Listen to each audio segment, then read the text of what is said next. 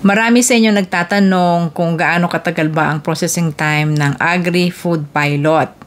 At sa ngayon po sa aking search, ayan ang lumilitaw, 12 to 18 months.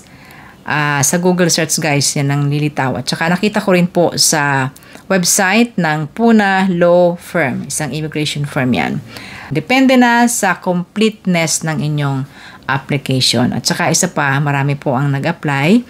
Ngayong taon, 2025, nag-limit sila ng 1,010 lang na applicants ng Agri-Food. At saka po natapos na nung May 14 of this year ang Agri-Food Pilot. Babalik pa ba ang Agri-Food?